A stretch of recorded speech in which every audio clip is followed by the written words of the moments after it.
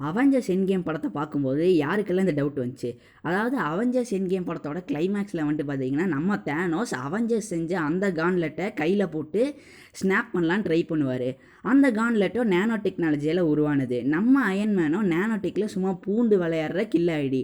அப்போனா நம்ம தேனோஸ் அந்த கான்லெட்டை கையில் போடுறதுக்கு முன்னாடியே அந்த கான்லெட்டை சின்னதாக்கியிருந்தா வந்துட்டு தேனோஸால் போட முடியாதுல்ல. உங்களுக்கு புரிகிற மாதிரி சொல்லணும்னா, கொஞ்சம் சீனுக்கு முன்னாடி வந்து பார்த்தீங்கன்னா தெரியும், ஹல்க் ஸ்னாப் பண்ணுற அந்த சீனுக்கு முன்னாடி அந்த கான்லெட் சின்னதாக தான் இருக்கும்.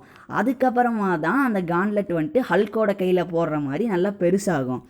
அப்படின்னா தேனோஸ் வந்துட்டு அந்த கான்லெட்டை கையில் எடுக்கும்போதே நம்ம அயன்மேன் அதை சின்னதாக்கி இருந்தாருன்னா தேனோஸால் அதை போட முடியாதுல்ல.